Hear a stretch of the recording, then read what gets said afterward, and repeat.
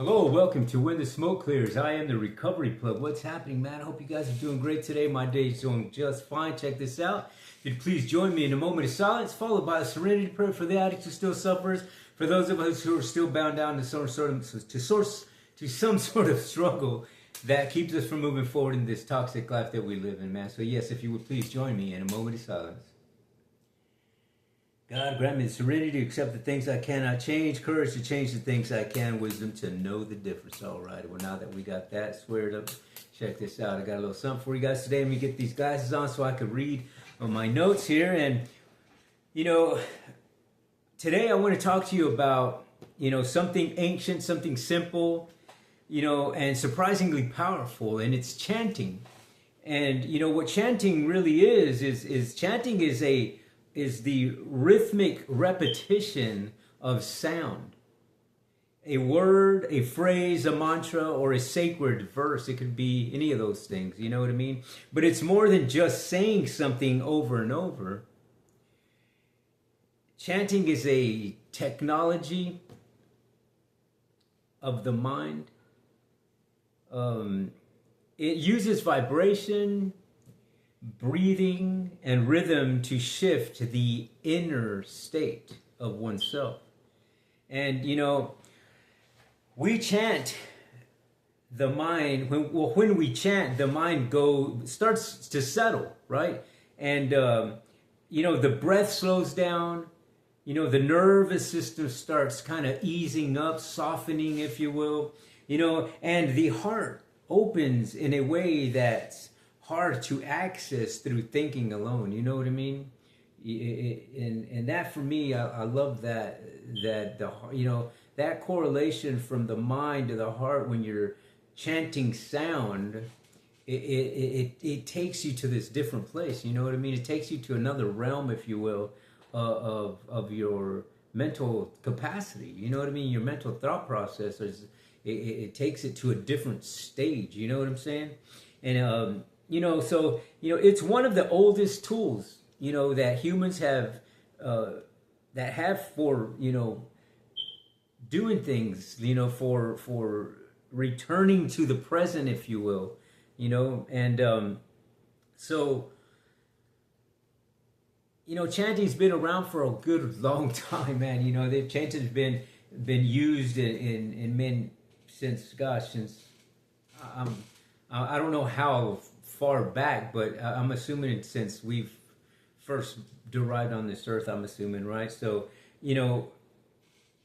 chanting is older than written language. You know what I mean? You find in it indigenous healing songs, drum circles. I mean, the Vedic traditions of ancient India, Buddhist monasteries, Christian monks chanting in stone cathedrals, or African or Afro diasporic spiritual type stuff, and just countless of tribal and earth-based traditions. You know what I'm saying? Sound has a big part of that in the communication of oneself to another human being, from oneself to the energies of the universe.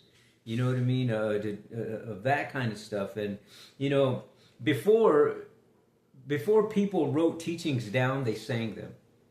And before, people had therapy and rhythm and breath, before people had therapy, they had rhythm and breath. I'm sorry about that. I said that wrong. And before people had books, they had sound. You know what I mean? In Buddhist tradition, these monks who recited sutras and mantras did it for thousands and thousands of years by just saying it. You know what I mean? And in a lot of other indigenous cultures and religions, sects and stuff like that, it was like this. Group of people were the chosen ones, in a sense, like the elders or whatever. They chanted these mantras and these prayers and this wisdom. And since there was no writing, there was no printing at the time, that's how they remembered, and that's how they passed it along to generations, was by singing and chanting mantras. You know what I mean? You did it in a repetitious form and in a certain sound, which was the sound of the universe. And that's how traditions move from one generation to the next. And it's a some of it is a just chanting alone, some of it's a call and response, and the thing is that it is a spiritual, guiding, intellectual, remembering wisdom to be fed to your people, to your tribe, to anyone and everyone who would hear this stuff. And when you keep doing this on a repetitive basis, you'll find that correlation, that connection between the sound of the universe, your mind, and your heart starts acting as one. And it's a beautiful thing, man. And check this out. So, how chanting works in Buddhism. In Buddhism, chanting isn't really about worshiping. It's about training the mind. That's what it was originally done for training the mind, for education, for wisdom, to passing on these teachings to the next people, right? And reciting things like the 5 precepts or the 3 refuge of loving kindness phrases. This helps practitioners internalize ethical living and stay grounded in intention. When you do this thing on a repetitive basis, it grounds you to what you're supposed to do. It reminds you that you're on this middle path. And because in this world that we live in, we could get derailed really quick mentally, you know what I'm saying?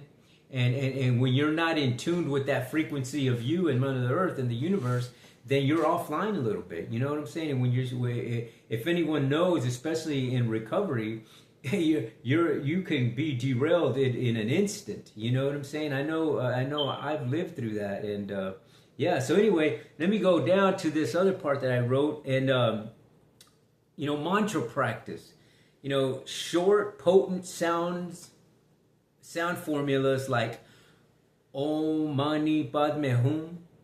It's just a chant that the sect of Buddhism uses that. It just goes Om Mani Padme Hum, Om Mani Padme Hum.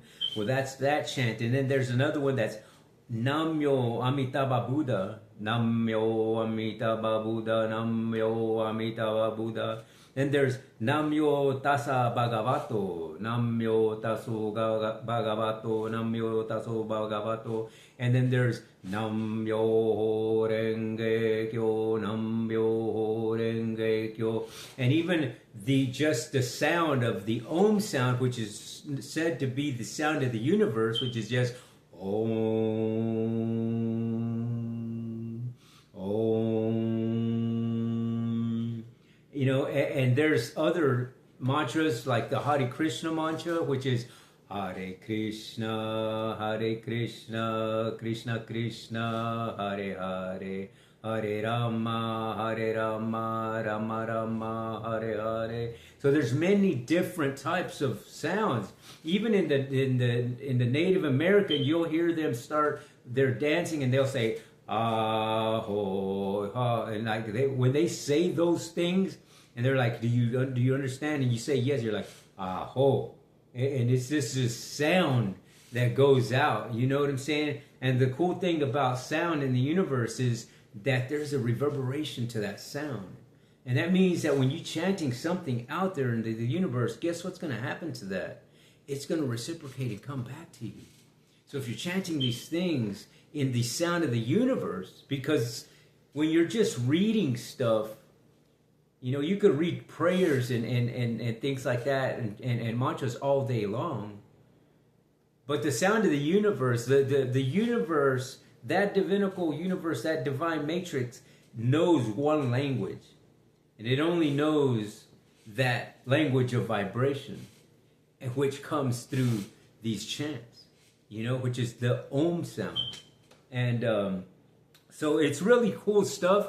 Very important. I guess it's very important for you to understand if you're chanting, not just chanting because you're trying to say 108 mantras or whatever, but know the meaning behind that. Know what it is that you're projecting out into the universe.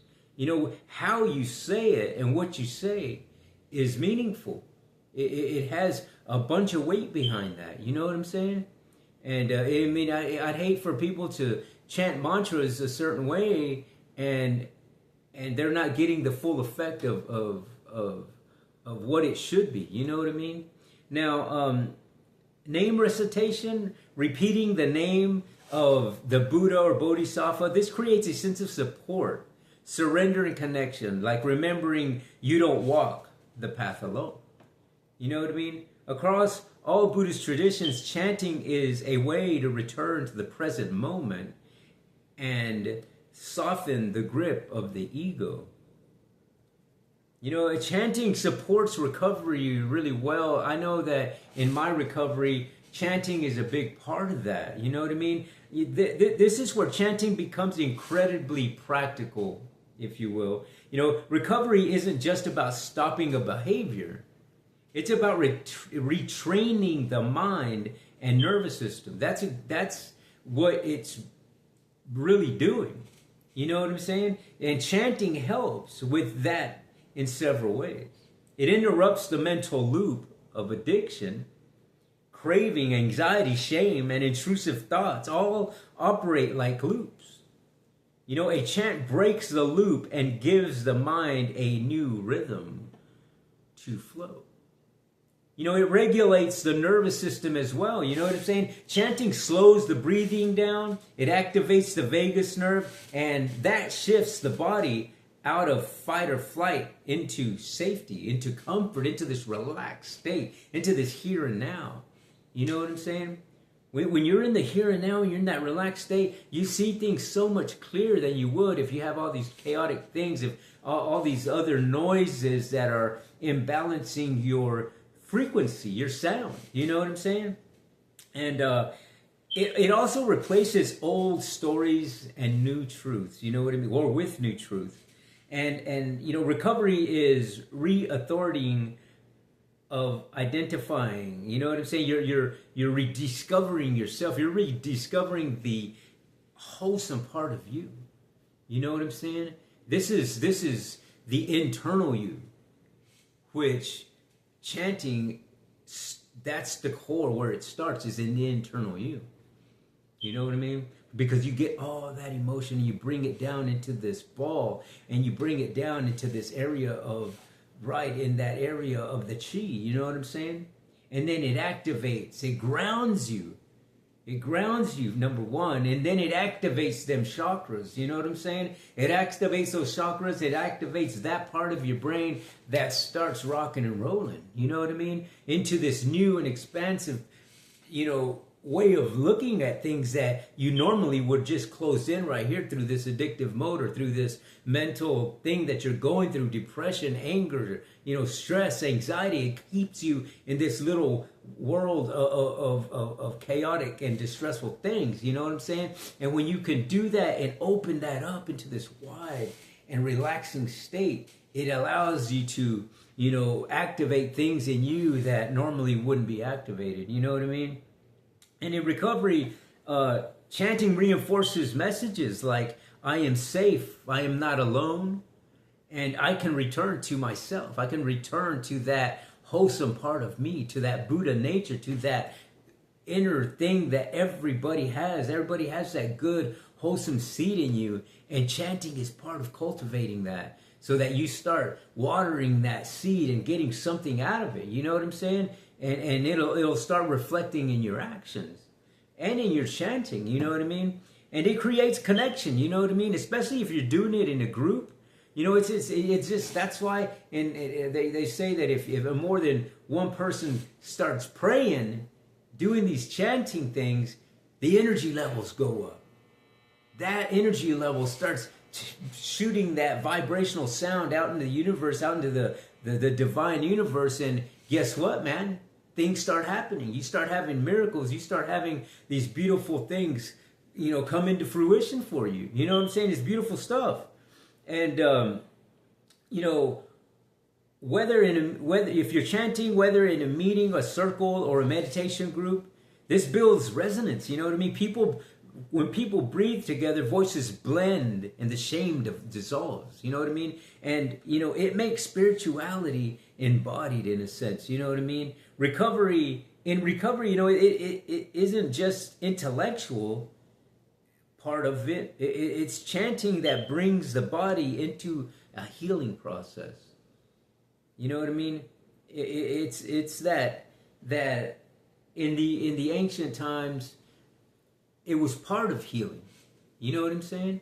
That was part of the healing process that people got healed and things happened. You know what I'm saying? It was through that type of stuff. By those sitting in a group, meditating, prayer, chanting mantras and that sort of thing. Because mantras are prayers. You know what I'm saying? And they can be in these sounds and the singing sound and this just om sounds. You know what I'm saying? However you want to say it. You know what I mean? But as so long as it's in that frequency of the om, of the universal sound of the universe. And, so when we talk about chanting, we're not just, we're not talking about something exotic or foreign, nothing like that. We're talking about one of the oldest human tools for calming the mind, opening the heart and remembering who we really are, where we come from, how our bodies are this tool of healing. You know what I'm saying? And how lucky are we that we have that capability in us to bring about the healing. You know what I'm saying? That we can do it through these chants and through these prayers that you incorporate in your daily life. And this is a daily thing. This is a repetitive thing that you do. You know what I'm saying? And, like in Buddhism, chanting is a path to clarity. In recovery, chanting is a path to grounding. And, and in both, chanting is just kind of a way home, a way back to the inner you. You know what I'm saying? It brings you back from this external stuff that you're dealing with, and it brings you back into the present, into the here and now, into that thing we call healing of oneself. You know what I'm saying? And you're going to find out that 99% of the time, any of the chaotic things that's happening in your life, the problems that you're going through, the anxieties, the depressions, the addictions, and all the traumas, all of those types of things, 99% of the time, the healing is in the suffering. You know what I'm saying? When I was in the addiction, I knew in my addiction was the answer. I knew that I shouldn't be doing this stuff. I knew, I know what to fix in me. I know what needed to be fixed. I just needed that rope to pull myself out of there. You know what I'm saying? Because I've chanted many times to God, man, get me out of this, get me out of this. And it wasn't until I understood that the process starts with me. The healing starts with me. I got to initiate that healing. You know what I'm saying? I can't just say, save me and expect to be saved. It doesn't work like that. And when I started understanding and cultivating that into my daily life and doing things on a repetitive basis like that, man, this chanting really works. This meditation really works. This yoga really works. And it's the repetitiveness. You know what I'm saying? It's beautiful stuff. And so it's just crazy to me how a simple thing as just this thing, this voice that comes out of your mouth can have such a power to elevate you in different facets of your life.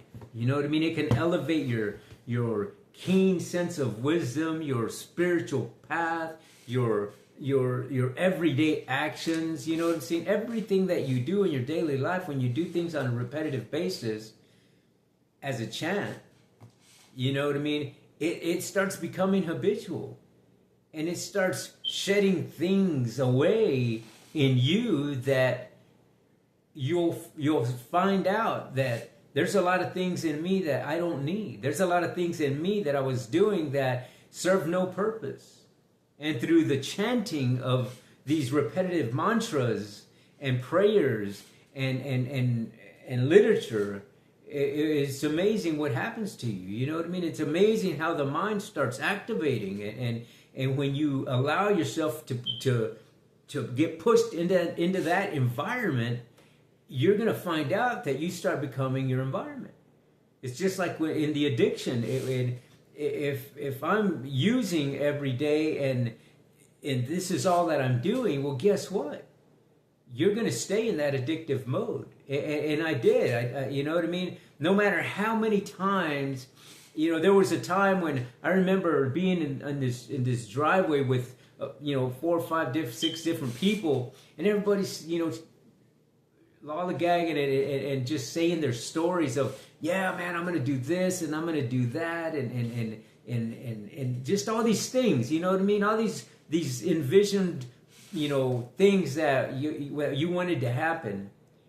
And 2 years later, same set of people sitting in the same driveway saying the same stories.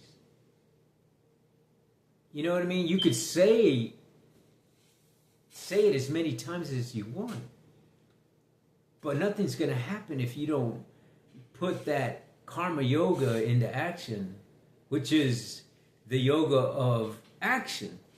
You know what I'm saying? And then including it with the bhakti yoga, which is the yoga of devotion, devoting yourself to this action of doing something. You know what I'm saying? And when you do that in a divinical spiritual way, my God, you're going to freak out on how this thing just catapults you to this other realm. You know what I'm saying? Because and I'm telling you this through experience. You know what I mean? I don't sit here and tell you something that I haven't already experienced.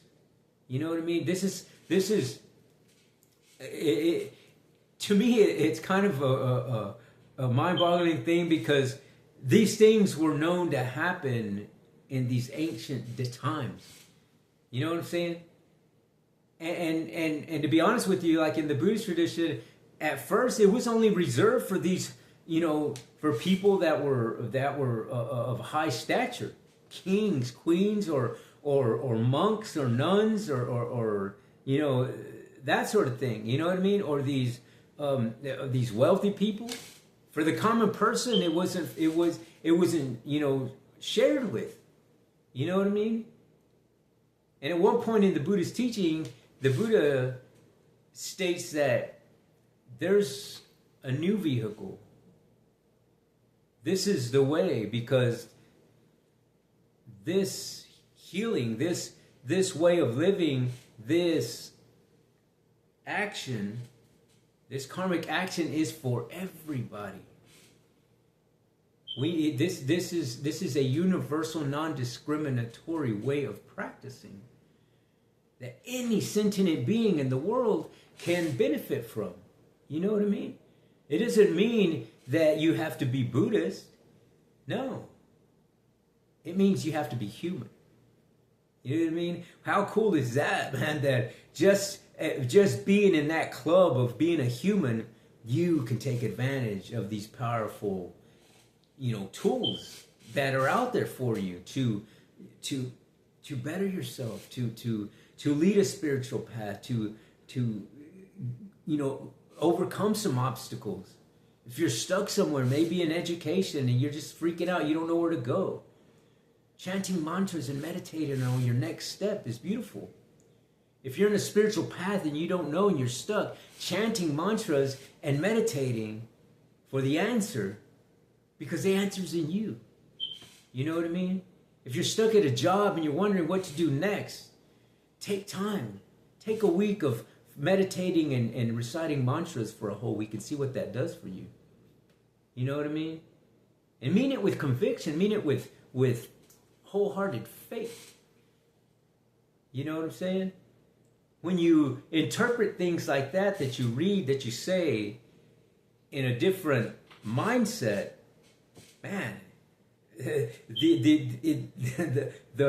doors of the mental capacity opens wide, man, and you see things clear.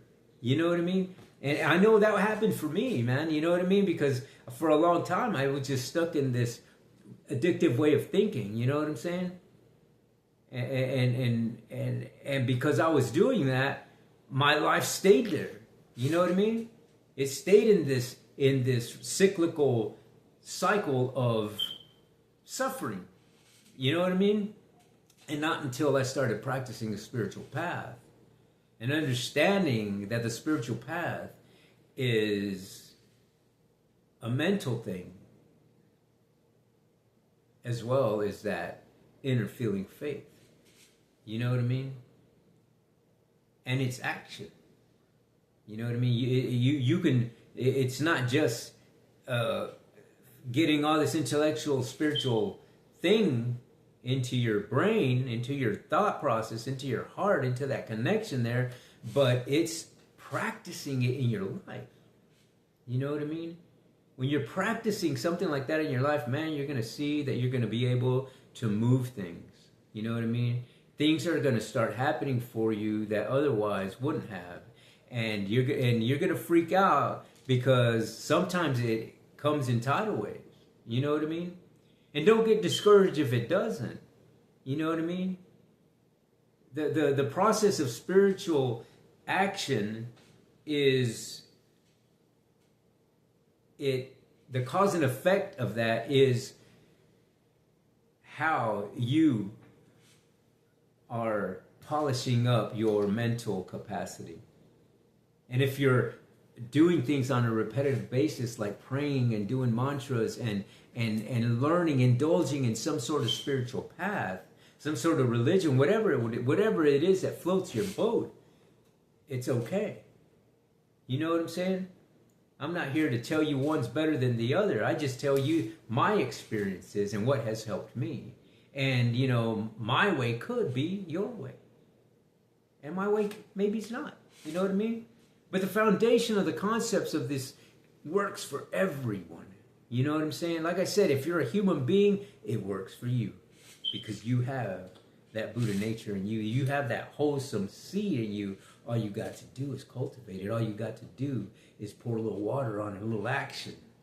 And you're going to start seeing that, man, by next spring, you're going to have some flowers sprouting out, some roots grounding you down. You know what I'm saying? When you're rooted down like that in a spiritual path, that no matter which way you go, it doesn't knock you down.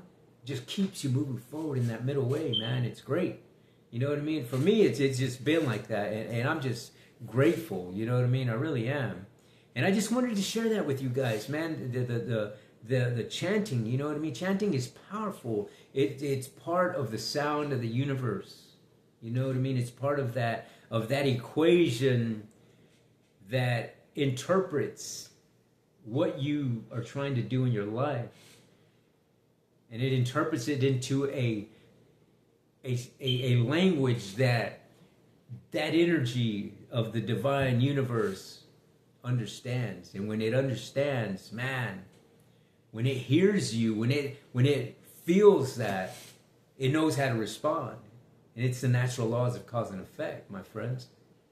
It brings back to you that good stuff, that good karmic nature, man. You know, when you're doing this stuff, it's a process of karmic purification is what you're doing. You know what I mean? And when you're doing that, man, you'll be getting back beautiful, beautiful waves of karmic purification. You know what I mean? It's awesome stuff. But, you know, I just wanted to, throw this out there today, just, mantras and chanting and see where it takes you, man. Kind of indulge, do a little research, see what happens. You know what I mean? All I know that the science of today has been really harping down on those kind of studies, and lo and behold, man, they help people with depression, anxieties, addiction, PTSDs, from trauma. You know what I mean? All that stuff, and you don't need to take anything. You know what I mean? How cool is that even?